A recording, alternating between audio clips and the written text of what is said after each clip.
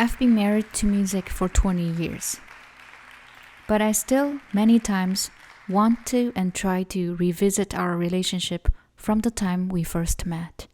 The depth that we can explore is endless in each other. My name is Crystal Jiang. I'm a pianist.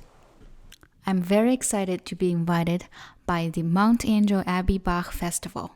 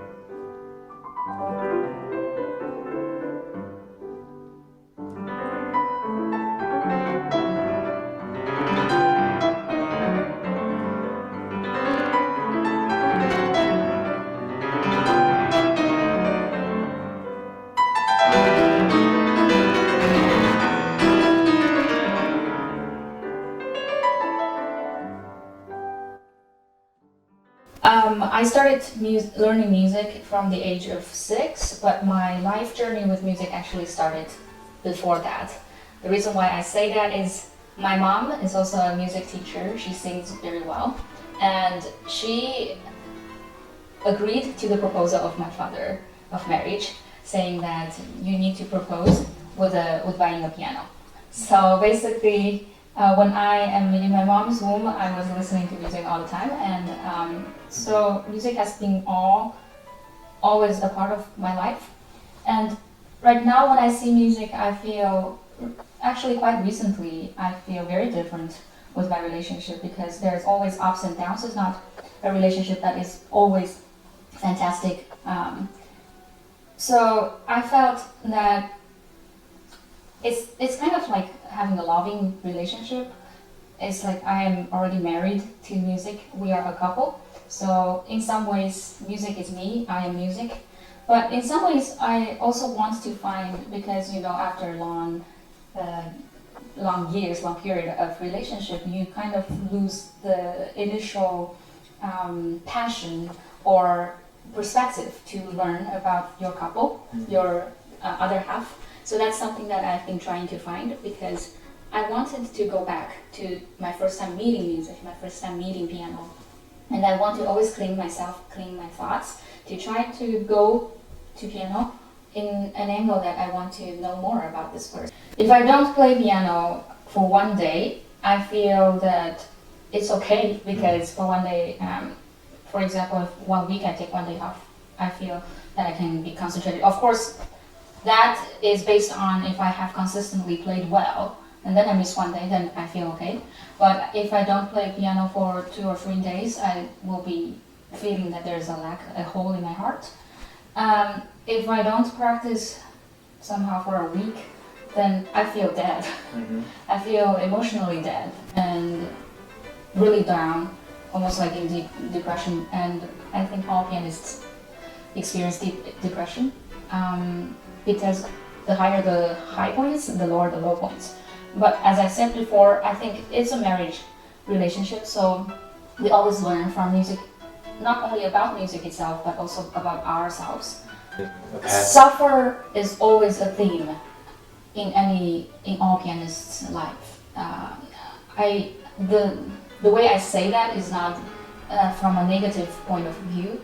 I think because of suffer, we are also awarded so much great excitement and high points, as I mentioned before. I think they exist together.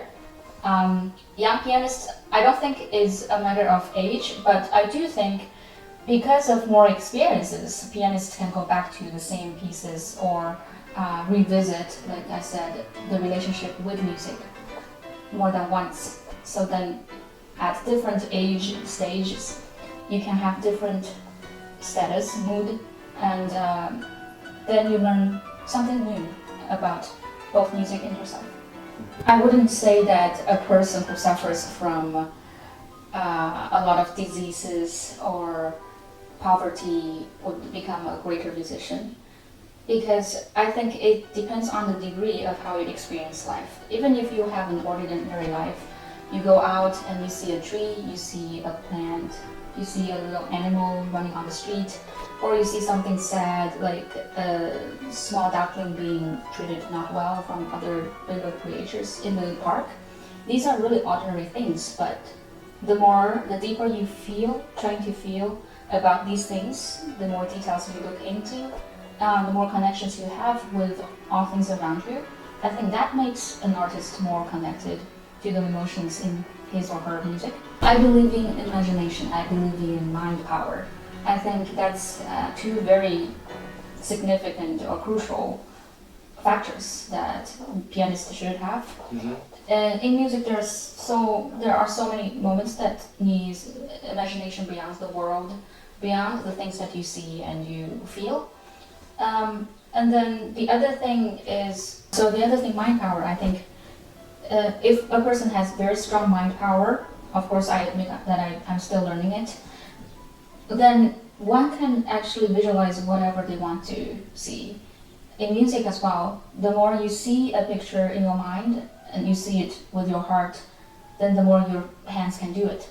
One way to train it, of course, is to be open-minded always, and to try to observe everything around us, to have a lot of interests in things, not turn down any conversation or not trying to learn a new friend about their lives or about their specialties and experiences, and be attentive to languages, be attentive to people's feelings and their thoughts about things, perspectives, and be open to accept any kind or any possibility. I think is one very, very important thing. That's something that I think I benefited from college level education, because in the States I was fascinated when I came here that all of the courses are open for us to select and out of our interests. And all of the students in classes are different, coming from different cultural background, and they all maybe have different identity in terms of gender identity.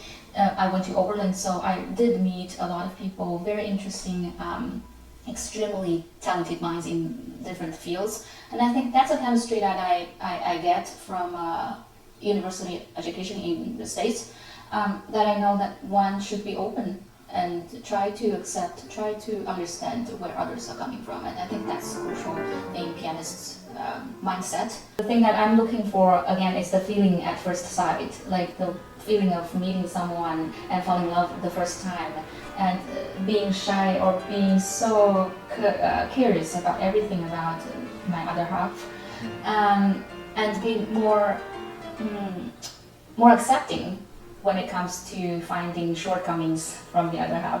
For example, if I cannot make a sound now, I'm more impatient as before. If I would imagine that this is our first time meeting each other, then I would be more accepting to mistakes. It's just like between two human beings. If I'm meeting somebody, then I'll prepare, like for the first time, I'll prepare the best of myself, and I'll bring all my enthusiasm and curiosity to go to that date and to learn about each other and to be more accepting of each other. I want to build a better relationship every day.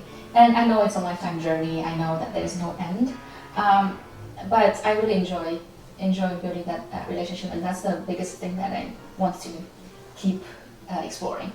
As a young pianist today, I think I have many advantages of being able to look into new fields and new technologies today, including social media platforms, 3D virtual reality, and all kinds of things. I think classical music should be more open, and as young musicians, we have the duty of making it happen. That's why I started this idea of putting into a group of young minds and creative minds together, and we try to come up with video ideas every so often, and do music videos, music interviews, things related to classical music in different ways, or collaborating with the film department, with the news department, with journalism, trying to write things in a way that we haven't done before, create a plot for music that we are playing and combine them together. I think all art forms have common places and we can actually meet each other in that common ground, and I believe that many great things will happen in that common ground. And I think that's something that all of us young pianists should do, not by limiting ourselves only on playing the piano on stage. There are also many beautiful ways of presenting a concert and trying to include different age groups, different cultural backgrounds of audience. Especially from COVID, I think a lot of concerts become online and being streamed, or some of the concerts are including different elements, external elements that it's not music. Maybe it's a piece of art by some painter, but there's a relationship between the music and the painting. I think these are all beautiful ideas, and I think as a performer, young performer, we all have the responsibility to share